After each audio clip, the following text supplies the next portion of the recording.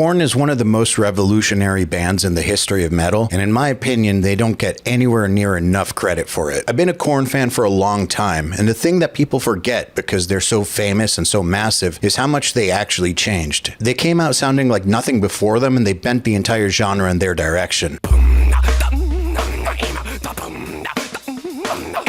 Half the bands you love owe something to Korn, whether they admit it or not. I mean, they changed the face of metal. And they back it up live. Korn are absolutely devastating on stage, and they can hold their own against bands that are half their age, which is really rare for bands who have been around that long. Oh my God. Oh my God, look at that crowd. Look at the crowd. Bro, that crowd's alive. The other thing is, there's barely anything out there about how Korn actually records, and there's a few things, but not much. Their process has always kind of been a black box, so when I discovered that there is this docuseries for the making of the Nothing, I definitely wanted to see it. For those who don't know me, I'm Eyal Levi, CEO of URM Academy. I've been a producer and guitarist in my band Doth since 1999 and have been playing way longer than that. And I haven't watched this yet, so going in fresh, let's do it.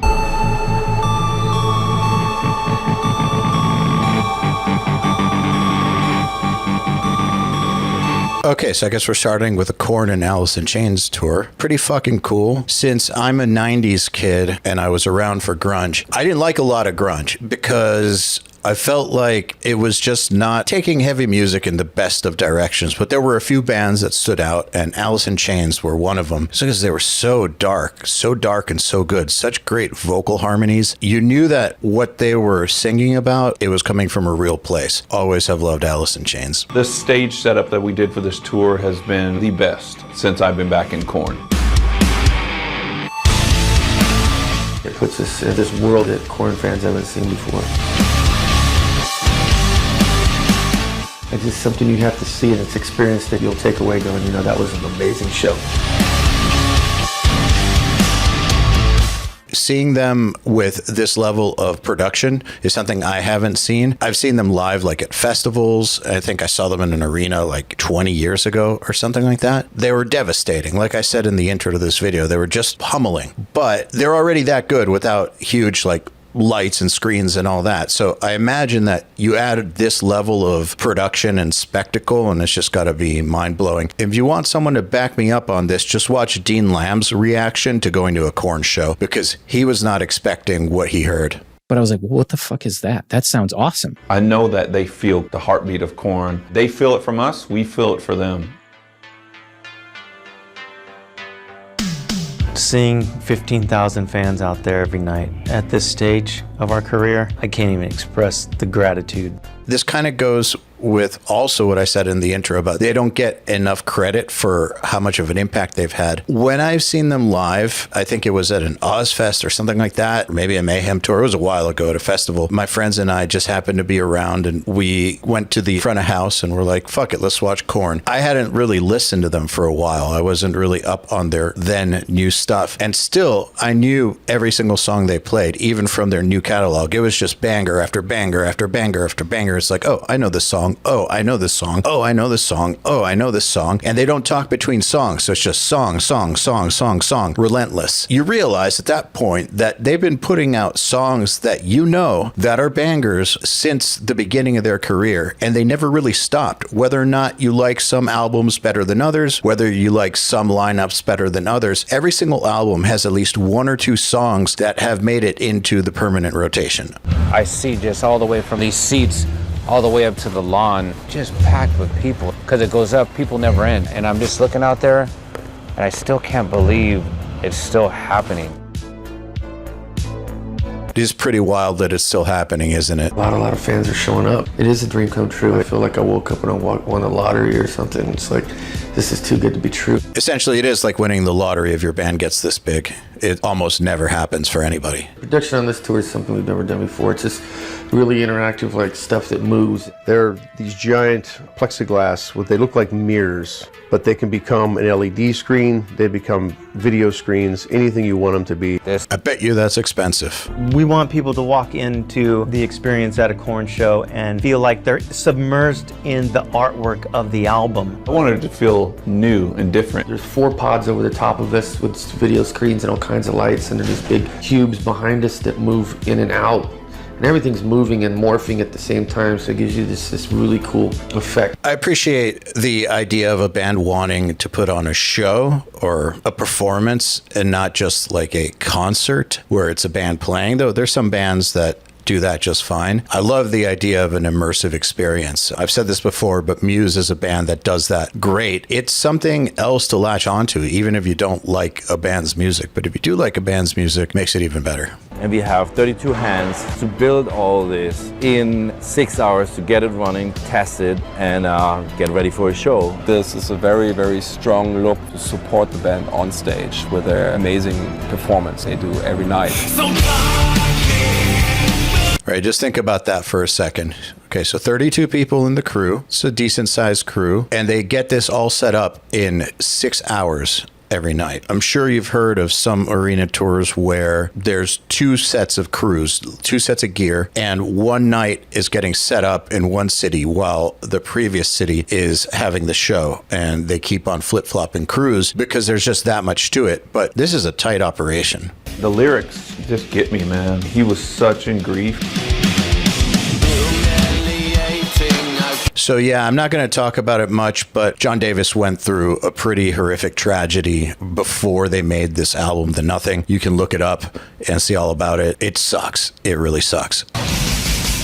You'll never find me.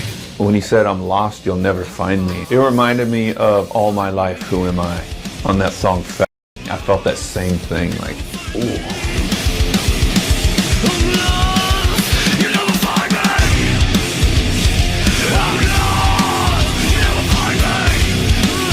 It's a fucking sick riff.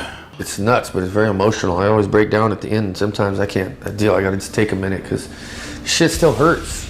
It really does. I just went through a lot. He's not kidding. I think that that's one of the things that really connected people to Korn, in addition to just sick riffs and their groove and the fact that they sounded completely different when they came out, was just how real John Davis's vocals are and just how you know that it's coming from a true place, which, you know, I was talking about Alice in Chains a bit earlier and how same thing there. So seeing both of them on tour, it's kind of appropriate. But I really think that metal fans gravitate towards what's real.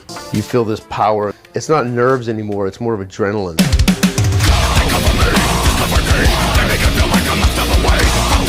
Another sick riff part song. When I heard this song in particular, it really made me happy. First of all, because I like it, but second of all, because, you know, bands who have been around a while, they could somehow start to get stale, maybe. I love it when bands who have been around a while keep reinvigorating their sound. It was like bands like Alice in Chains, Nine Inch Nails, Sepultura, Rage Against the Machine. They influenced us so much. We all would rock out to and listen to as Korn was developing, becoming Korn. The album Dirt changed the way Korn writes music. It's just this ominous kind of droning almost guitar playing. They perfected that. Droning guitar playing and insanely dark vocal harmonies. Jerry Cantrell's guitar playing is something that is unlike anyone else. The way that he holds out notes, the way that he blends the chromatic scale into the melodic vocals, it's legendary. Jerry Cantrell is kind of like a sleeper because people tend to gravitate towards shredders, but he's always been just such a solid player, such a solid writer, and such a recognizable style. Honestly, I think that's better. I felt that I was enveloped in this darkness, this dark entity. Everywhere I turned, it was there chasing me, and I felt like it's been there my whole life. I wanted to name it something. The Nothing popped in my head. That's from an old 80s movie, The Never-Ending Story. There was the nothing coming to destroy Neverland, this land they're in. It seems appropriate, and it does seem like he's been under a dark cloud, at least the entire time that he's been in public life. His vocals and his lyrics, just his whole vibe has always been super dark. He actually seems like a really nice guy, but artistically and emotionally seems pretty dark. It was literally nothing, but it was destroying me from the inside out, and I needed to get these feelings out and have this purge, I guess, of some sort, making the record.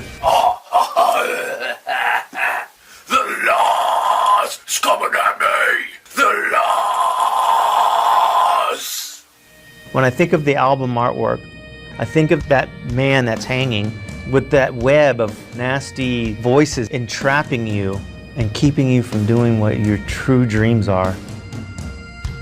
It represented exactly what I was feeling. I like that idea because at the end of the day, most of the things that hold us back are up here. The album took quite a long time. The making of this record was done in different stages. Me and Monkey started. Brian and I really wanted to develop riffs, songs, live with them. So we got like 4 songs we worked on, put them on the demo.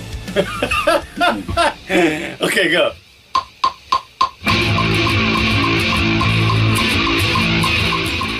The very first song we wrote together, that song made it on the record. It's a really good one. It's called The Darkness is Revealing.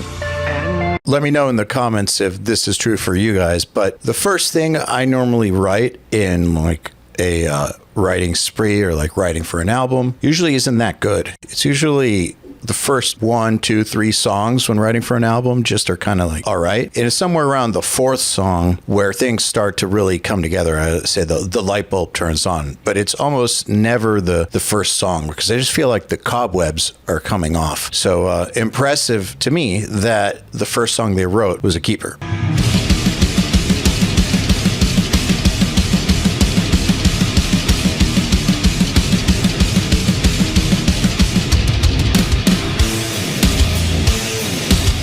It's difficult when you know somebody has gone through something to hand them over music and say, this is what we want you to lay your soul out on. It's not an easy thing what he does. So for us to develop and create those worlds for him to feel safe in is a big challenge. That's the thing that can go either way when writing music for vocals. You put a lot of work into the music, and oftentimes the vocalist will then write on top of whatever you gave them. Generally, the vocalist will not be involved in the music writing process, and then they just need to work with what you give them, which is kind of weird, but it's just the way things are done a lot of the time. So the best writers always write with their vocalist in mind, and that means choosing the right key for their voice, choosing the right kinds of tempos for their voice, knowing what their isms are, what their strengths are, and then writing for that.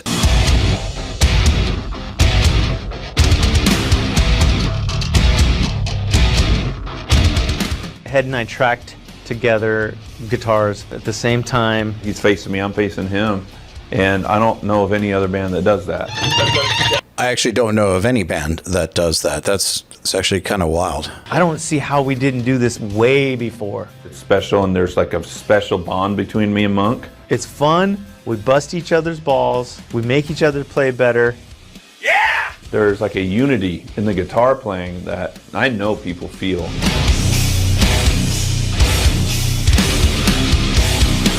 The thing about these two, they've always kind of operated as a unit, like two pieces of one machine. And you can hear that especially with their use of interesting effects and how things are panned. But if any band was to record both guitars at the same time, it would make sense to me that it would be these guys because they are so in sync with each other as players. This is the first time I've had any chance to take my time. I locked myself in the studio and it was like, everyone leave me the fuck alone. Let me do what I gotta do. And I spent a lot of time working on melodies, writing lyrics and rearranging stuff. I really wanted to do something special, so I set up like 4 different amazing tube vocal mics, doubling and tripling and quadrupling different vocals and doing harmonies and tripling all those harmonies. So sometimes when you'd walk away, I'd have 20 vocal tracks on a chorus. It's really, really intense and intricate. I mean, if you have the mics to do it, why not? They're all going to sound different, give a different character. And with a voice as varied as his can get, may as well. We have this special bass that has this low end that is like butter, and it's just like when it fills the whole room with the low end. On the back of it, right here, carved in, it says 1, so it's bass number 1. He has it hidden away, and he brings it out for the records only, and takes it out, and then we record with it, and then boom, back it goes, hidden away. That's the bass. It's not even really me. We got a lot of great low end, and then Fieldy really killed it. And I guess if I ever lose that one, Korn's gonna have a different sound.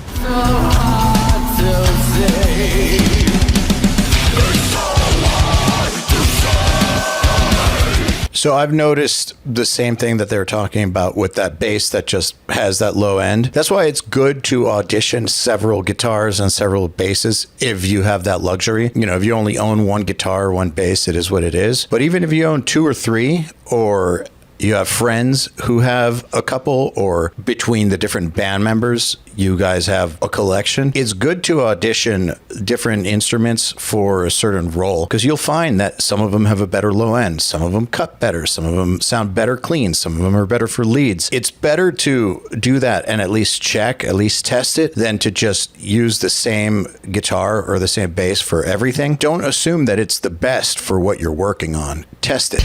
We got together Album release party, huh? I haven't heard about one of those in a long time. in this movie studio and put together this concert for a handful of fans to kick off the record. Okay, so a little different than a typical album release party. This chorus is a slam dunk. It's got Korn, it's got a heavy thing, it's got him pouring out his emotion. I wrote it in 14, not even knowing that it would resonate so hard with me now. It's just a call for help.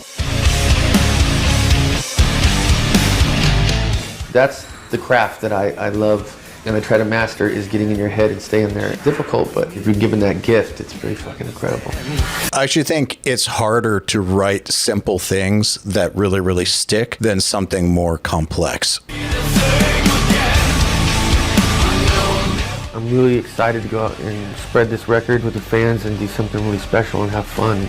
I need to play it so it keeps me sane and keeps me happy, and I can't wait to share it with everybody. Never be the same again. So that's Korn, a band that genuinely changed what metal could be, who's absolutely punishing live and somehow flies under the radar when people talk about the greatest metal bands of all time. It's kind of wild to me. And I wanted to see this because you barely ever get to see a look into how they make their records. Even this wasn't the most in-depth documentary, but it's better than nothing, no pun intended, and I'm glad that they made it. Now I want to hear from you. Do you think Korn get the credit they deserve? And where do you rank them among the most influential metal bands of all time? As always, like, comment, share, subscribe. See you next time.